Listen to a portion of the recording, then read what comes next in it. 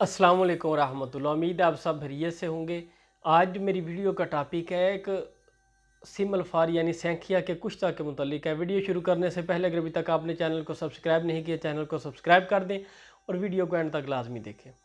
देखें, कुश्ता कोई भी है या कोई भी दवाई या नुस्खा है, वो मेहनत के बगैर उसका फल नहीं मिलता। 10 ग्राम आपने सैंखिया लेना है और 250 ग्राम आपने पुटकंडा, एक ऐसा पौधा होता है जिसके कांटे उल्टे होते हैं, ठीक है, इसीलिए उसको पुटकंडा बोलते हैं, यानी चिरचिटा भी उसे बोलते हैं। आप पुटकंडा लिख के यूट्यूब गूगल के ऊपर सर्च करेंगे तो आपको उसका पौधा नज़र आ जाएगा। आपने उसके पौधों को जड़ समेत उखाड़ के धूप में खुश कर लेना। खुश करने के बाद उसको जलाना है। जलाने के बाद जो उसकी राख यानी कि सुहागा उसका बरामद होगा, उसे पुटकंडा राख बोलते हैं। उसको आपने एक मिट्टी के प्याले में डाल के उसके ऊपर आपने आग का दूध जो है वो उसके ऊपर डालना है, हत्ता कि पूरी जो राख है वो प्याले में से वो अच्छी तरह तर हो जाए। उसको दूध को आपने अच्छी तरह फिर खुश्क करना है। ऐसे ही पड़ा रहने देंगे तो 2-3 दिन में गर्मियों का मौसम में खुश्क हो जाएगा।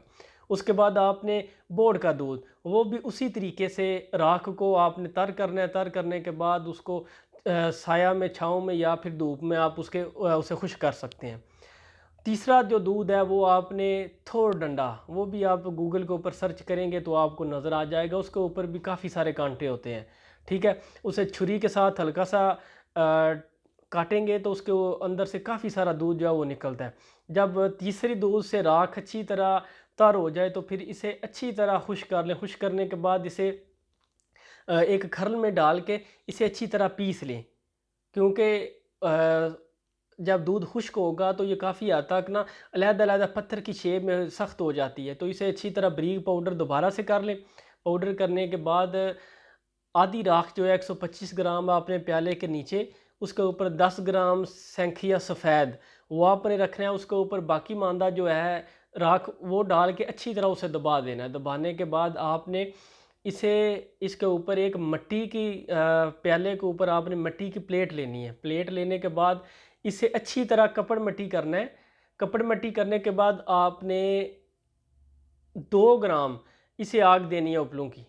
आग देने के बाद जब अच्छी तरह ये प्याला सर्द हो जाए तो आपने एहतियात से राख जो है वो हटा के, वो काफ़ी हद तक जल चुकी होगी, ठीक है। राख हटाने के बाद सैंखिए की डली को आपने निकाल लेना है। निकालने के बाद वो बिल्कुल फूल हो चुकी होगी। ये इसका कलर होगा, सफ़ेद नहीं होगा, इसका कलर ये होगा, क्योंकि राख का कलर इसी तरीके का हो जाता है, ठीक है।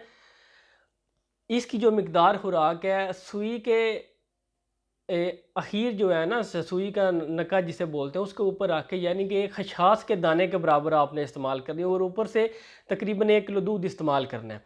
7 दिन अगर इस्तेमाल करेंगे तो अल्लाह के फजल से जितनी खोई हुई ताकत है वो वापस आ जाएगी। अगर आपको वीडियो अच्छी लगी है, वीडियो को लाइक शेयर कमेंट करें और नई वीडियो आने तक के लिए अल्लाह हाफिज़।